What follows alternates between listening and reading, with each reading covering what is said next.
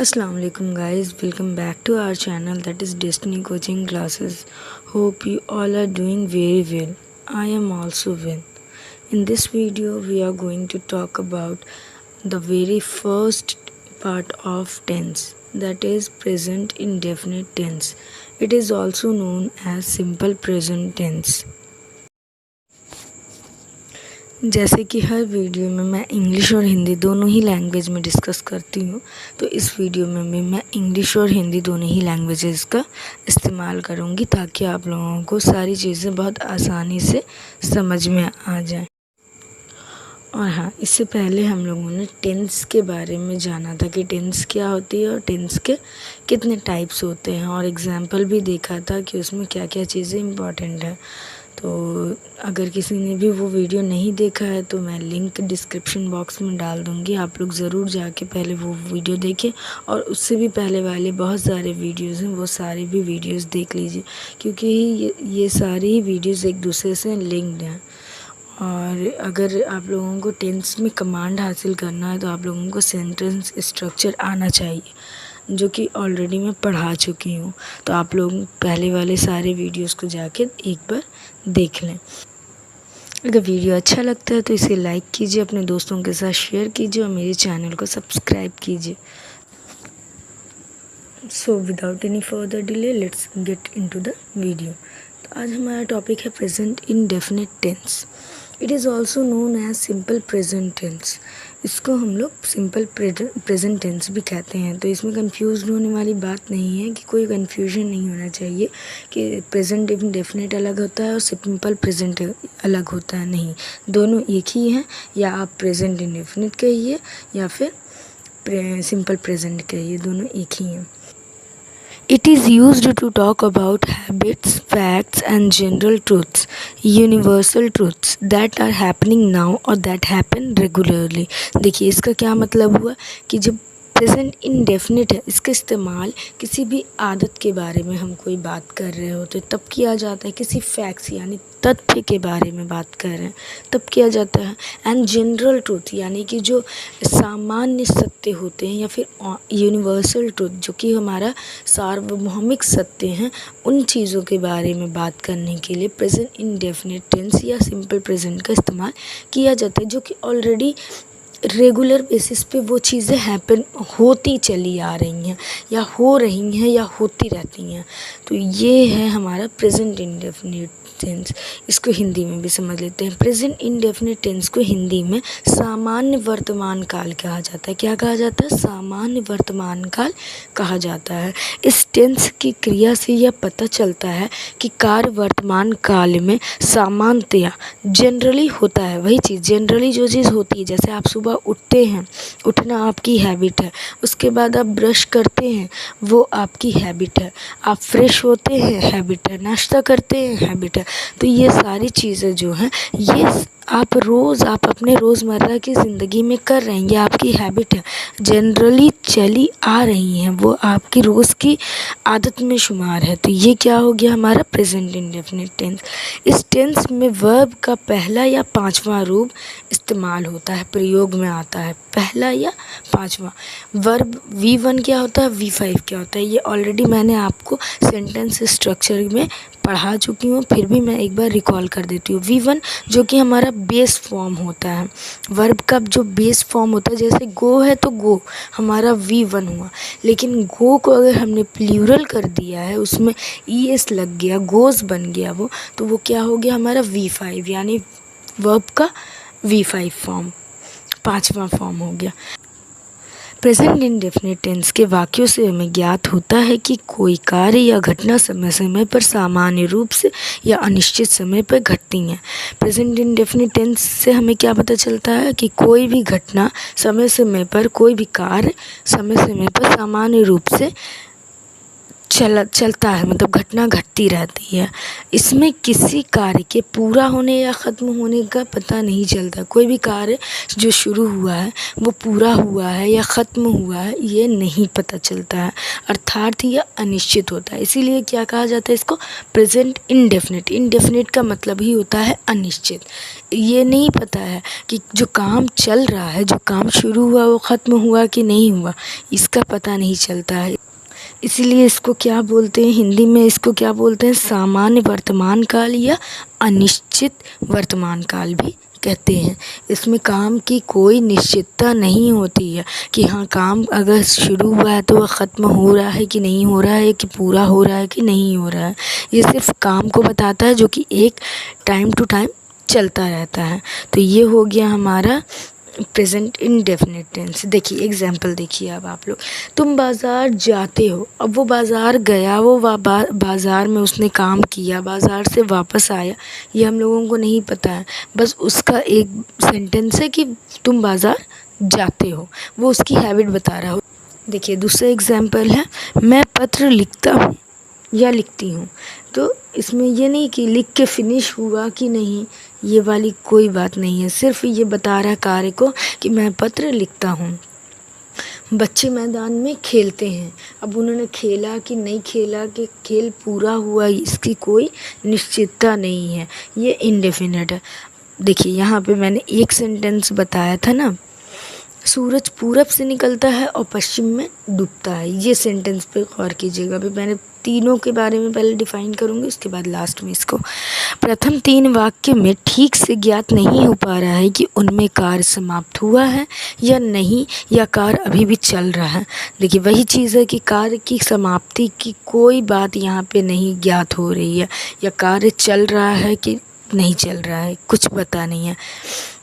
अतः वाक्यों की घटना अनिश्चित है। कोई भी वाक्य इसमें, ये तीनों में अनिश्चित है, ठीक है। और वह सिर्फ समय समय पर होती रहती है। समय समय बच्चे मैदान में खेलते हैं भाई, उसके बाद हो सकता है ना भी खेलें, ये भी तो है, समय समय पर होती रहती हैं। देखिए जिस भी काम को हमारी हैबिट, मतलब कि वो हमारी आदत हो या डेली रूटीन का हिस्सा हो, तो वैसे सेंटेंस प्रेजेंट इंडेफिनिट टेंस में आते हैं। क्या मैंने बताया, शुरुआत में ही बताया था कि कोई भी हमारे हैबिट का हिस्सा हो, आदत में शुमार हो, तो वैसे सेंटेंस प्रेजेंट इंडेफिनिट में आते हैं। ये 3 एग्जाम्पल आपने देखा। अब 4th वाले एग्जाम्पल में मैंने एक टर्म यूज़ किया था, यूनिवर्सल ट्रूथ। अब ये वाला जो सेंटेंस है ना, ये यूनिवर्सल, जो हमारा 4th वाला सेंटेंस है, यूनिवर्सल ट्रुथ का ही एग्जाम्पल है। जैसे एग्जाम्पल देखिए, सूरज पूरब से निकलता है और पश्चिम में डूबता है। तो देखिए अगर आज आप सूरज को देखें, सूरज पूरब से निकल रहा है, पश्चिम में डूब रहा है, ऐसा तो नहीं होगा कि कल वो उत्तर से निकलेगा और दक्षिण में डूबेगा, नहीं, क्योंकि ये यूनिवर्सल ट्रूथ है, इसमें कोई चेंजेस हम लोग नहीं कर सकते हैं। इसीलिए ये प्रेजेंट इंडेफिनिट में ही आएगा। उदाहरण नंबर 4 में आप देख सकते हैं कि ये सेंटेंस एक यूनिवर्सल ट्रूथ है, जिसमें आज क्या कभी भी कोई चेंजिंग, आज क्या कभी भी कोई चेंजिंग नहीं हो सकती, इसलिए ये प्रेजेंट इंडेफिनिट टेंस में ही आते हैं। और भी एग्जाम्पल देखिए यूनिवर्सल ट्रूथ का, the earth revolves around the sun. पृथ्वी जो है सूरज के चारों तरफ चक्कर काटती है या घूमती है। सन गिव्स अस लाइट, सूरज हमें रोशनी प्रदान करता है या देता है। तो ये सारे यूनिवर्सल ट्रूथ हैं। ये आज भी जो चीज़ है वो कल भी वैसे ही रहेगी, इसमें कोई चेंजेस नहीं होने वाले, इसीलिए ये यूनिवर्सल ट्रूथ देख लीजिए, हमेशा हमेशा प्रेजेंट मतलब उसमें कोई चेंज नहीं होगा, तो प्रेजेंट इंडेफिनिट की कैटेगरी में ही आएगा। तो ये हो गया हमारा प्रेजेंट इंडेफिनिट। अब देखिए प्रेजेंट इंडेफिनिट टेंस की पहचान किस तरह से करते हैं। तो पहले मैं हिंदी की बात बताऊंगी कि प्रेजेंट इंडेफिनिट की पहचान क्या होती है। देखिए कोई भी वाक्य लिखा हो, उसके एंड में आपको जाना है, शुरू में नहीं देखना है, एंड में जाना है। और अंत में अगर ता है, ती है, ते हैं, ता हूँ, है, ऐसे कोई शब्द दिए हुए हैं तो आप समझ जाइए कि ये प्रेजेंट इंडेफिनिट टेंस है। क्या क्या आना चाहिए, ता, ती, ते, है, ये सारे जो आते हैं वो प्रेजेंट इंडेफिनिट टेंस है। यही पहचान होती है हिंदी की। आप ट्रांसलेशन में कभी भी ऐसा देखिए कोई सेंटेंस, तो आप फटाक से समझिए कि प्रेजेंट इंडेफिनिट है। रोहन गाना गाता है, देखिए का है लास्ट में आया। नेक्स्ट हमारा मैं खाना बनाती हूँ या पकाती हूँ, ती है आया। शामिली स्कूल जाती है, ती है आया। बच्चे बाजार जाते हैं, ते है आया। मेरी मम्मी काम करती हैं, ती है आ गया। तो देखिए पहचान बहुत इजी है। ता ती ते के साथ है लगा हो तो क्या हो जाएगा, present indefinite tense. English में पहचानते कैसे, तो इंग्लिश में हम पहचानने का सबसे अच्छा तरीका है किसी भी इंग्लिश सेंटेंस को कि उसके स्ट्रक्चर को आप याद कर लीजिए। अगर आप लोगों को स्ट्रक्चर पता होगा तो आप लोग आराम से उस टेंस को पहचान सकते हैं।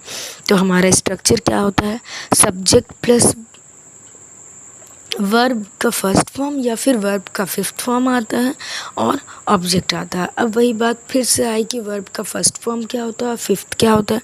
मैंने बहुत बार बताया है, फिर भी मैं बता रही हूँ कि वर्ब का फर्स्ट फॉर्म जो होता है वो बेस फॉर्म होता है जिसमें वर्ब एक्चुअल में है। जैसे कि गो हो गया, ईट हो गया, रन हो गया। वर्ब का फिफ्थ फॉर्म क्या होता है, plural form of verb. Plural क्या होता है, बहुवचन। कोई भी सिंगुलर को प्लूरल बनाते हैं तो उसके लिए एस या एस लगाते हैं। तो वही है, वर्ब का फिफ्थ फॉर्म सिंपल है कि प्लूरल फॉर्म जो होता है वही वर्ब का फिफ्थ फॉर्म होता है। अब यहाँ पे कन्फ्यूजन ये होगी कि कब हम V1 लगाएंगे और कब हम V5 लगाएंगे, ठीक है। तो देखिए मैंने इसके भी ऊपर भी एक वीडियो बनाया है जो कि सेंटेंस स्ट्रक्चर में आप लोगों को मिल जाएगा। मैं अगेन यही कहूँगी कि अगर आप लोगों ने नहीं देखा है तो मैं लिंक के डिस्क्रिप्शन में डाल दूँगी, आप लोग ज़रूर जाके देख लीजिए। तो देखिए V1 कब लगाते हैं, V1 तब लगाते हैं जब कोई भी सब्जेक्ट प्लूरल होता है। अब आप बोलिएगा कि प्लूरल सब्जेक्ट क्या होता है, आई हो गया, वी हो गया, यू हो गया, दे हो गया, या किसी भी एक से ज़्यादा इंसान की बात हो गई। चिल्ड्रन हो गया, मेन हो गया, वुमेन हो गया, पीपल हो गया। ये सारे क्या होते हैं, प्लूरल सब्जेक्ट। जो जब कभी भी प्लूरल सब्जेक्ट आ जाएगा तो उसके साथ हम वर्ब की फर्स्ट फॉर्म लगाते हैं। और जहाँ किसी का नाम होगा या ही होगा या शी होगा या इट होगा, यही चार, तो वहाँ पे क्या करते हैं, मतलब कि सिंगुलर सब्जेक्ट जहाँ पे आता है वहाँ पे वर्ब की फिफ्थ फॉर्म यानी कि प्लूरल वर्ब लगाते हैं। बहुत आसान है समझना कि जहाँ पे सिंगुलर सब्जेक्ट होता है वहाँ पे वर्ब जो होता है वो प्लूरल होता है, और जहाँ पे प्लूरल सब्जेक्ट होता है वहाँ पे वर्ब क्या होता है, सिंगुलर होता है। ये दोनों टर्म को आप अच्छे से समझ लीजिए। सिंगुलर सब्जेक्ट के साथ हमेशा प्लूरल वर्ब लगता है और प्लूरल सब्जेक्ट के साथ हमेशा सिंगुलर वर्ब लगता है। तो ये समझना बहुत ज़रूरी है टेंस में। स्पेशली ये वाला जो टेंस होता है प्रेजेंट इंडेफिनिट थोड़ा ट्रिकी होता है क्योंकि इसमें जो V1 और V5 में ही बहुत लोगों को कन्फ्यूजन होता है। तो चलिए देखिए, चार तरह के सेंटेंस होते हैं हमारे। पहले होता है अफर्मेटिव, दूसरा होता है निगेटिव, तीसरा होता है इंट्रोगेटिव एंड फोर्थ वाला जो होता है हमारा इंट्रोगेटिव निगेटिव, ठीक है। तो देखिए अफर्मेटिव जो होता है जैसे कि सकारात्मक जो सेंटेंस होते हैं उसमें सिंपल है, हमारा सब्जेक्ट लगता है प्लस वर्ब की फर्स्ट फॉर्म या फिफ्थ फॉर्म लगती है और ऑब्जेक्ट लगता है। ये हमारा स्ट्रक्चर होता है। निगेटिव में क्या होता है, हमारा सब्जेक्ट आता है, उसके बाद एक चीज़ और ऐड ऑन होती है जो कि है हेल्पिंग वर्ब। इसके बारे में भी मैं अभी बताऊंगी आप लोगों को। Subject plus helping verb plus not plus verb plus object, और यहाँ पे वर्ब की कौन सी फॉर्म लगती है, वर्ब की फर्स्ट फॉर्म लगती है। देखिए तीसरा है हमारा इंट्रोगेटिव। इंट्रोगेटिव सेंटेंस यानी प्रश्न जिसमें पूछा जाता है, जैसे कि क्या से हमारा सेंटेंस शुरू होता है। तो इसमें इंट्रोगेटिव में ज़रूरी नहीं है, कभी भी इंट्रोगेटिव देखिए या क्या लिखा हुआ देखिए तो उसमें वॉट लगने ही लगता है, वॉट लगना ज़रूरी नहीं है। उसमें हम क्या करते हैं कि जब जो टेंस के हेल्पिंग वर्ब होता है ना, जैसे प्रेजेंट इंडेफिनिट का जो हेल्पिंग वर्ब होगा उसी को बस आगे कर देते हैं, तो ये हमारा इंट्रोगेटिव सेंटेंस बन जाता है। जैसे कि हमारा है स्ट्रक्चर, देखिए पहले हेल्पिंग वर्ब लिखेंगे, उसके बाद सब्जेक्ट आएगा, उसके बाद V1 यानी वर्ब की फर्स्ट फॉर्म आएगी, उसके बाद लास्ट में ऑब्जेक्ट आएगा एंड क्वेश्चन मार्क ज़रूर दीजिएगा। इंट्रोगेटिव निगेटिव, देखिए इंट्रोगेटिव निगेटिव का मतलब क्या होता है कि क्वेश्चन भी पूछा जाए उसके साथ नहीं भी आए तो क्या होता है हमारा इसका स्ट्रक्चर हेल्पिंग वर्ब आता है, उसके साथ सब्जेक्ट आता है, उसके बाद नॉट आता है, उसके बाद वर्ब की फर्स्ट फॉर्म आती है, उसके बाद ऑब्जेक्ट होता है और लास्ट में हमारा क्वेश्चन मार्क आता है। तो देखिए कंफ्यूज ज़रा भी मत होइएगा कि नॉट कहाँ लगाएं, हेल्पिंग वर्ब कहाँ लगाएं, सब्जेक्ट, क्योंकि वन बाय वन सब कुछ आप लोगों को क्लियर करूँगी, बताऊँगी। हेल्पिंग वर्ब या ऑक्सिलरी वर्ब क्या होता है? तो सबसे पहले तो ये देखिए कि जो प्रेजेंट इंडेफिनिट का अफर्मेटिव सेंटेंस होता है ना, उसमें हेल्पिंग वर्ब की ज़रूरत नहीं होती है। उसमें सिर्फ सब्जेक्ट, वर्ब का फर्स्ट फॉर्म या फिफ्थ फॉर्म या और ऑब्जेक्ट होता है, बस यही 3 चीज़ें होती हैं। लेकिन जब हम निगेटिव सेंटेंस बनाते हैं प्रेजेंट इंडेफिनिट का, तो उसमें हम हेल्पिंग वर्ब या ऑक्सिलरी वर्ब का इस्तेमाल करते हैं। तो हेल्पिंग वर्ब या ऑक्सिलरी वर्ब जो होता है हमारा प्रेजेंट इंडेफिनिट का, वो सिर्फ 2 होता है, या तो डू होता है या फिर डज होता है, डू और डज। डू और डज अब किसके साथ आता है ये भी मैं आप लोगों को बताऊंगी। सहायक क्रिया क्या है? हेल्प, देखिए सहायक क्रिया वो क्रिया है जो वाक्य में मुख्य वर्ब के साथ क्रिया की स्थिति को दर्शाने में प्रयुक्त होती है। सहायक क्रिया यानी हेल्पिंग वर्ब ऐसा वर्ब है जो कि वर्ब के साथ ही इस्तेमाल होता है। जो मेन वर्ब होता है, मुख्य वर्ब, उसके साथ इस्तेमाल होगी। जो एक्शन हो रहा है उसको एक्सप्रेस करता है, ठीक है, उसकी स्थिति को एक्सप्रेस करता है कि वो किस वक्त में हो रहा है, इसीलिए हेल्पिंग वर्ब यहाँ पे इस्तेमाल किया जाता है। प्रेजेंट इंडेफिनिट टेंस की सहायक क्रिया helping verb auxiliary verb do या डज होता है। क्या होता है हमारा? हेल्पिंग वर्ब डू या डज। प्रेजेंट इंडेफिनिट टेंस के निगेटिव, इंट्रोगेटिव निगेटिव सेंटेंस में हेल्पिंग वर्ब का इस्तेमाल होता है, और जैसा कि मैंने पहले भी बताया कि अफर्मेटिव में नहीं होता है। डज का यूज़ कब होता है और डू का यूज़ कब होता है ये देखिए। तो डज का इस्तेमाल होता है हमारे सिंगुलर सब्जेक्ट के साथ में। कोई भी सिंगुलर सब्जेक्ट है, यानी किसी का नाम है, ही है, शी है, इट है, ये सब रहेगा। कोई भी सिंगुलर सब्जेक्ट तो उसके साथ डज का इस्तेमाल होगा। अगर कोई प्लूरल सब्जेक्ट है, यानी एक से ज़्यादा की बात हो रही है, जैसे कि वी हो गया, यू हो गया, आई हो गया, दे हो गया, जैसे कि डू का इस्तेमाल कब होता है? प्लूरल सब्जेक्ट के साथ में। प्लूरल सब्जेक्ट हमारा क्या होता है? दे हो गया, आई हो गया, वी हो गया, यू हो गया, या फिर एक से ज़्यादा कोई भी चीज़, नाम, ठीक है, जैसे चिल्ड्रन हो गया, मेन हो गया, वुमेन हो गया, ये सारी चीज़ें जब आती हैं तो उसके साथ हम डू का इस्तेमाल करते हैं। तो डज का इस्तेमाल सिंगुलर सब्जेक्ट के साथ होता है और डू का इस्तेमाल प्लूरल सब्जेक्ट के साथ होता है। तो ये हो गया हमारा कंप्लीट यहाँ तक कि हेल्पिंग वर्ब क्या होता है। अब हम आते हैं नेक्स्ट एग्जाम्पल पे बढ़ते हैं कि हमारा अफर्मेटिव सेंटेंस का स्ट्रक्चर जो हम लोगों ने पढ़ा था, तो उसमें किस तरह के सेंटेंस मिलते हैं, निगेटिव में किस तरह के सेंटेंस मिलते हैं, इंट्रोगेटिव या फिर इंट्रोगेटिव निगेटिव में किस तरह के सेंटेंस मिलते हैं। तो पहले हम बात करते हैं अफर्मेटिव सेंटेंस की। तो हम लोगों ने स्ट्रक्चर पढ़ा था। स्ट्रक्चर होता है हमारा सिंपल, सब्जेक्ट प्लस V1 या V5 प्लस ऑब्जेक्ट। तो ये आप हाईलाइट कर लीजिएगा और ये स्ट्रक्चर याद करना बहुत ज़रूरी है। चलिए देखते हैं एग्जाम्पल।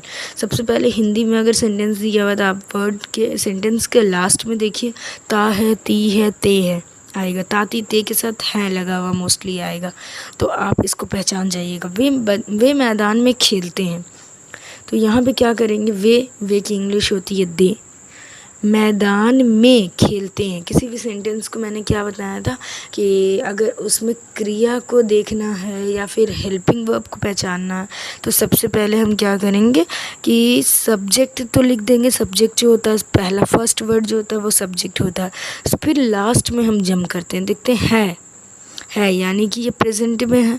खेलते, ता है, ती आ रहा है, और खेलने की इंग्लिश होती है प्ले। लेकिन दे है, क्योंकि वे है, वे की इंग्लिश दे होती है। दे जो है मतलब प्लूरल सब्जेक्ट है, तो खेलते, खेलने की इंग्लिश होती है प्ले। तो दे के साथ जब भी लगाएंगे तो एस नहीं लगाएंगे, क्योंकि ये एक प्लूरल सब्जेक्ट है। तो इसके साथ क्या लगेगा? सिंगुलर वर्ब लगेगा। तो प्ले ही रहेगा। They play in the garden, मैदान में। तो गार्डन को और इसको सब्जेक्ट को जोड़ने के लिए, इन दोनों के रिलेशन बताने के लिए हम क्या करेंगे, इन का इस्तेमाल करेंगे। तो they play in the garden. तुम गाना गाते हो, तो तुम की इंग्लिश होती है यू, गाते की इंग्लिश होती है सिंग, और गाने की इंग्लिश होती है सॉन्ग। ये हिंदी में और इंग्लिश में भी सबको पता है, लेकिन इसे अरेंज किस तरह से करेंगे ये थोड़ी सी दिक्कत होती है। तो देखिए, सबसे पहले तो हम सब्जेक्ट को सब्जेक्ट की जगह पे लिख लेंगे यू। अब लास्ट में हम जाके देखेंगे तो यहाँ पे तो हेल्पिंग वर्ब कोई नहीं लगा रहे हैं, क्योंकि हम अभी प्रेजेंट इंडेफिनिट का अफर्मेटिव बना रहे हैं। तो हम लोग मेन वर्ब का इस्तेमाल बस कर रहे हैं। तो फिर मेन वर्ब हम कैसे पहचानेंगे, तो सबसे लास्ट में हमारा जो होता है हेल्पिंग वर्ब होता है, उसके पहले वाला वर्ब होता है। तो उसके पहले क्या हो के पहले क्या है, गाते। गाते क्या है, वर्ब हुआ हमारा, मेन वर्ब हुआ। तो मेन वर्ब गाते की इंग्लिश होती है सिंग, और सिंग को जब हम किसी प्लूरल सब्जेक्ट के साथ लिख रहे हैं, या तुम जो है वो प्लूरल है, प्लूरल सब्जेक्ट के साथ जब सिंग लिखेंगे तो सिंग ही रहेगा, सिंगुलर वर्ब लगेगा, सिंग एज इट इज़ रह जाएगा। और a song, you sing a song. Song क्या है, ऑब्जेक्ट है, उसको ए आर्टिकल के साथ लिख देंगे। वह कानपुर से आता है, वह की इंग्लिश हो जाएगी ही, आने की इंग्लिश होती है कम, और कानपुर से आना तो से की इंग्लिश होती है फ्रॉम, और कानपुर तो कानपुर ही है। तो ही जो है हमारा क्या है, सिंगुलर सब्जेक्ट है, तो इसके साथ क्या लगेगा, प्लूरल वर्ब लगेगा। तो ही कम्स फ्रॉम कानपुर। देखिए, एकदम स्टेप बाय स्टेप चलिए, आपको कोई जल्दबाजी नहीं करनी है, आपको एक एक चीज़ एकदम इत्मीनान से समझना है। मैं पत्र लिखता हूँ, मैं की इंग्लिश होती है आई, लिखने की इंग्लिश होती है राइट, और पत्र की इंग्लिश होती है लेटर। आई जब लगा रहे हैं हम, आई हमारा क्या है, प्लूरल सब्जेक्ट है, तो राइट लगेगा। क्यों, क्योंकि प्लूरल के साथ सिंगुलर वर्ब लगता है। ये एकदम दिमाग में बैठा लीजिए कि जहाँ पे प्लूरल सब्जेक्ट होगा वहाँ सिंगुलर वर्ब लगेगा, जहाँ सिंगुलर सब्जेक्ट होगा वहाँ प्लूरल वर्ब लगेगा। एकदम ये दोनों टर्म को बैठा लीजिएगा तो आपका 110% कभी गलत नहीं हो सकता है। आप वर्ब हमेशा सही ही लगाएंगे कभी भी, अगर ये दोनों टर्म आपको याद रहेगा तो देखिए, आई राइट अ लेटर हो गया। तो ये यहाँ पे क्या हुआ, हमारा प्रेजेंट इंडेफिनिट का कुछ एग्जाम्पल हुआ। वही चीज़ है यहाँ पे, दे यू आई प्लूरल सब्जेक्ट है, इसलिए वर्ब की फर्स्ट फॉर्म लगती है ही शी इट, या कोई सिंगुलर सब्जेक्ट होता है तो उसमें वर्ब की फिफ्थ फॉर्म लगती है। तो आपको ये दोनों चीज़ें क्लियर हो गई होंगी, कब हम V1 लगाते हैं, कब V5 लगाते हैं, और V1 किसको कहते हैं, V5 किसको कहते हैं, ये चीज़ें मैंने बता दी हैं। अब बढ़ते हैं हम अपने दूसरे टॉपिक की तरफ, जो कि है negative sentence structure. Negative sentence आता है तो उसका स्ट्रक्चर कैसा होता है। तो देखिए, एक चीज़ यहाँ पे देखिए, स्ट्रक्चर मैंने ऑलरेडी आप लोगों को बताया, फिर भी मैं यहाँ पे बता दे रही हूँ। सब्जेक्ट होता है, फिर हेल्पिंग वर्ब होता है, हेल्पिंग वर्ब हमारा क्या होगा, डू या डज होगा। उसके बाद नॉट आता है, उसके बाद V1 आता है, और ऑब्जेक्ट होता है। अब यहाँ पे V1 और V5 का कन्फ्यूज़न नहीं होता है, ठीक है। V1 और V5 का कन्फ्यूज़न अब नहीं होगा, क्यों, क्योंकि ऑलरेडी हम यहाँ पे डू या डज लगा रहे हैं। तो वो डू या डज हम कब लगाएंगे, सब्जेक्ट को देखते हुए लगाएंगे। सब्जेक्ट हमारा अगर सिंगुलर होगा तो हम डज लगाएंगे, सब्जेक्ट अगर प्लूरल होगा तो डू लगाएंगे। ये चीज़ें क्लियर है कि जब सब्जेक्ट को देखते हुए हम डू डज लगा देंगे तो जो हम मेन वर्ब लिखेंगे तो मेन वर्ब में हम कोई भी चेंजिंग नहीं करेंगे, कोई चेंज नहीं होगा। तो देखिए एग्जांपल, हाँ, और एक चीज़ देख लीजिए कि जब भी निगेटिव सेंटेंस आए ना, तो आप ये देखिए कि निगेटिव में नॉट की जो प्लेस होती है वो एक डेफिनेट जगह होती है। डेफिनेट जगह कौन सी है, थर्ड नंबर पे एकदम। आप आंख बंद करके नेगेटिव सेंटेंस अगर प्रेजेंट इंडेफिनिट का है या किसी भी टेंस का है, आप आंख बंद करके उसको थर्ड प्लेस पे प्लेस कर दीजिए, थर्ड नंबर पे प्लेस कर दीजिए। जैसे देखिए एग्जाम्पल, तुम खाना नहीं खाते हो, तुम की इंग्लिश होती है यू। यू चूँकि एक प्लूरल सब्जेक्ट है तो उसके साथ हम क्या लगाएंगे, डू लगाएंगे। प्लूरल के साथ मैंने बताया ना कि डू लगेगा, तो डू, और थर्ड नंबर पे हमारा क्या लगेगा, यानी मेन वर्ब के बाद, अरे हेल्पिंग वर्ब के बाद और मेन वर्ब के पहले इन दोनों हेल्पिंग वर्ब और वर्ब के बीच में हमारा नॉट आ जाएगा। You do not eat food, वे झूठ नहीं बोलते हैं, तो वे की इंग्लिश हो जाती है दे। दे भी एक प्लूरल सब्जेक्ट है, तो उसके साथ क्या लगेगा, डू लगेगा। और क्या होता है, नॉट आएगा, नॉट लग जाएगा हमारा थर्ड नंबर पे। उसके बाद बोलने की इंग्लिश होती है टेल, तो वो एज इट इज़ रहेगी क्योंकि इसमें कोई छेड़छाड़ करना ही नहीं है। ऑलरेडी हम लोग यहाँ पे डू और डज में छेड़छाड़ कर चुके हैं, तो टेल के साथ मेन वर्ब के साथ कोई छेड़छाड़ नहीं, ठीक है। टेल अ लाई। इसी तरह से थर्ड वाला, राधा डांस नहीं करती है। राधा क्योंकि एक सिंगुलर है, सिंगुलर के साथ क्या लगेगा, डज लगेगा। डज, उसके बाद थर्ड प्लेस में हमारा आ जाएगा नॉट और डांस। इसमें कोई ऑब्जेक्ट नहीं है, बस एज इट इज़ इसको ऐसे ही छोड़ दीजिए।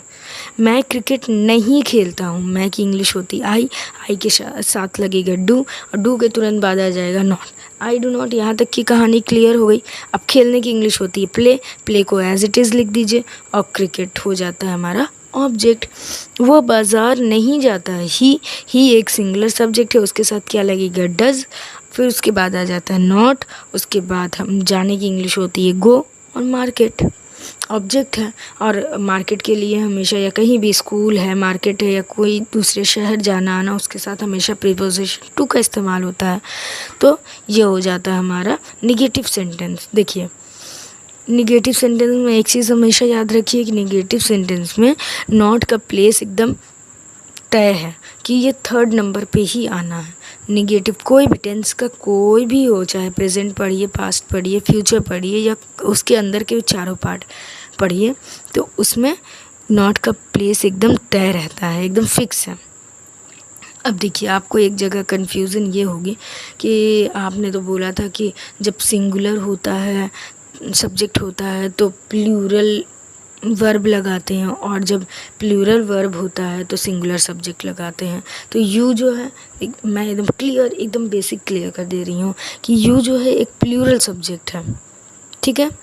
तो उसके साथ हम लोगों ने क्या लगाया, सिंगुलर वर्ब लगाया ना, डू है, डू फर्स्ट फॉर्म होता है, डज जो होता है वो फिफ्थ फॉर्म होता है, तो इसके साथ हम लोगों ने क्या लगाया, सिंगुलर वर्ब लगाया। अब देखिए, ही जो है वो सिंगुलर सब्जेक्ट है, और डज लगाया। डज क्या होता है हमारा, V5, यानी कि वर्ब का फिफ्थ फॉर्म, यानी एक प्लूरल वर्ब है। तो बात यहाँ पे, कहानी आप लोगों को समझ में आई कि सिंगुलर सब्जेक्ट है, तो इसके साथ हम लोगों ने प्लूरल वर्ब लगाया। और जब यू की बात कर रहे थे, तो यू एक प्लूरल सब्जेक्ट है, तो हम लोगों ने वर्ब की फर्स्ट फॉर्म यानी कि सिंगुलर वर्ब लगाया। तो इसमें कंफ्यूज मत होइएगा, हमेशा मैं बार बार बोल रही हूँ, अगर ये गलत हो गया तो आपका पूरा सेंटेंस गलत हो जाएगा, इसलिए ये गलत मत कीजिएगा। नेक्स्ट है हमारा इंट्रोगेटिव सेंटेंस स्ट्रक्चर। इंट्रोगेटिव का मतलब ही होता है कि प्रश्नवाचक सेंटेंस जो होते हैं, जिनमें क्वेश्चन पूछा जाता है, क्या से वो वाक्य शुरू होते हैं।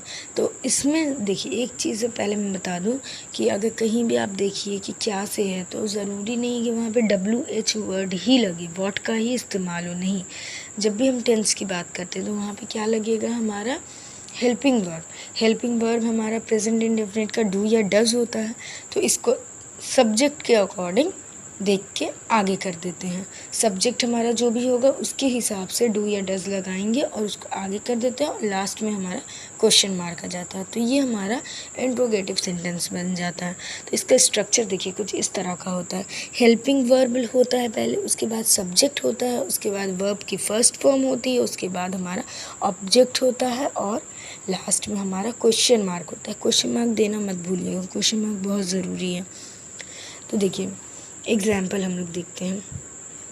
क्या वह यहाँ रहता है, क्या वो यहाँ रहता है, तो वह की इंग्लिश होती है ही के हिसाब से क्या जाएगा, हेल्पिंग वर्ब डज होगा। ही एक सिंगुलर है, तो उसके लिए प्लूरल वर्ब लगाएंगे ना, तो डज हो जाएगा, डज ही लिव हियर। रहने की इंग्लिश लिव होती है, और यहाँ वर्ब का कोई भी ये नहीं है कि इसके में एस लगेगा कि एस लगेगा, नहीं, क्योंकि ऑलरेडी हम लोग डू या डज के साथ खेल चुके हैं, इसलिए यहाँ पे V1 ही रहेगा। डज ही लिव हेयर, और यहाँ क्वेश्चन मार्क लगा देंगे। नेक्स्ट है हमारा, क्या तुम उसे जानते हो, तुम की इंग्लिश होती है यू, तो यू के साथ हमेशा डू आता है। डू यू नो हर, ना नेक्स्ट है हमारा क्या है, मैं अंग्रेज़ी सिखाता हूँ या सिखाती हूँ।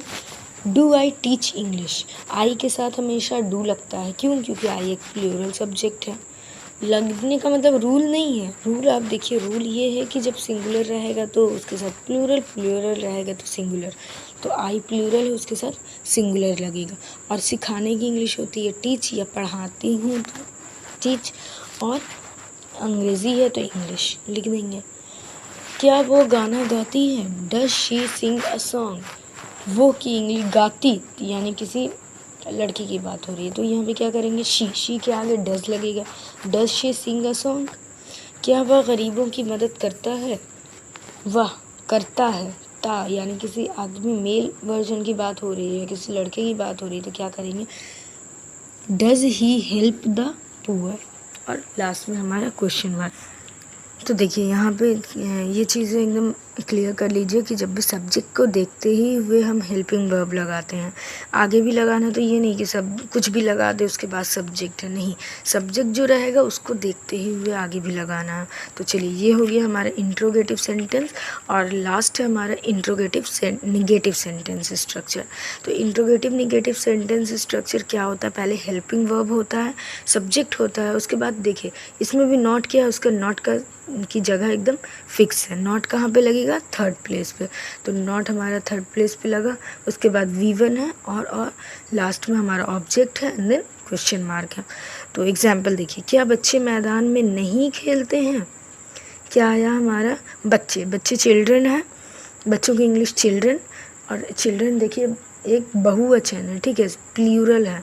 कितने लोग सोचते हैं ना कि नहीं चिल्ड्रंस एस लगाते हैं तब वो बहुवचन होगा, नहीं, चाइल्ड एक वचन है, चिल्ड्रन बहुवचन है, तो चिल्ड्रन के साथ क्या लगेगा हमारा, डू लगेगा। Do children not play, not की जगह फिक्स है एकदम थर्ड प्लेस, और खेलने की इंग्लिश प्ले होती है, प्ले एज इट इज़ ही रहेगा, एस या ई एस का कोई चक्कर नहीं है यहाँ पे। इन द फील्ड, और लास्ट में हमारा question mark, do children not play in the field. दूसरा है, क्या तुम गिटार नहीं बजाते हो, तुम की इंग्लिश होती है यू, तो यू के साथ डू लगेगा। Do you not play guitar, guitar बजाने को होता है प्ले करना, ठीक है, गिटार प्ले होता है तो, और लास्ट में हमारा क्वेश्चन मार्क, तो क्या हो जाएगा, do you not play guitar. क्या वह स्कूल नहीं जाता है, does he not go to school, वह की इंग्लिश होती है ही, तो ही के साथ हमेशा लगता है डज, और नॉट हमारा as it is third place पे ही फिक्स है, वो लगा देंगे, गो टू स्कूल। तो ये हो गया हमारा इंट्रोगेटिव निगेटिव का थर्ड एग्जाम्पल। चौथा देखिए, क्या हम सब पिकनिक नहीं जाते हैं, हम सब यानी वी के साथ आता है हमारा, वी एक प्लूरल है उसके साथ सिंगुलर वर्ब आएगा, तो do we not go to picnic. देखिए लास्ट है हमारा, क्या वो अपना होमवर्क नहीं करती है, तो करती है इसके हिसाब से देखेंगे तो वह क्या हो जाएगा, लड़की है, तो लड़की के लिए हमेशा हम शी का इस्तेमाल करते हैं। तो शी अगर एक सिंगुलर सब्जेक्ट है तो इसके साथ क्या लगेगा, प्लूरल वर्ब यानी डज शी नॉट डू, और अपना होमवर्क तो शी के लिए हर का इस्तेमाल, पॉजेसिव प्रोनाउन जो होता है हर, तो ये क्या हो जाएगा हमारा, हर होमवर्क, शी का हर होता है तो her homework, does she not do her homework. Interrogative negative sentence में नॉट तीसरे नंबर पर आता है, अर्थात सब्जेक्ट के तुरंत बाद नॉट लगाते हैं, सब्जेक्ट के तुरंत बाद हम नॉट लगा देते हैं। तो ये हो जाता है हमारा इंट्रोगेटिव निगेटिव सेंटेंस, यानी हमारा प्रेजेंट इंडेफिनिट पूरी तरह से पूरा हो चुका है, कंप्लीट हो गया है। एक एक डाउट मैंने क्लियर करने की पूरी कोशिश किया है, आप लोग भी अच्छे से इसको समझने की कोशिश कीजिएगा। समझ में आए या फिर कोई भी कन्फ्यूज़न हो तो आप लोग कमेंट्स बॉक्स में ज़रूर बताइए कि क्या इसमें आपको और समझने की ज़रूरत है या क्या मुझे और समझाने की ज़रूरत है। और हाँ, अगर वीडियो अच्छा लगा हो तो प्लीज़ इसे लाइक कीजिए, शेयर कीजिए और मेरे चैनल को सब्सक्राइब कीजिए। तब तक के लिए अपना ख्याल रखिए। अल्लाह हाफ़िज़, बाय बाय, टेक केयर।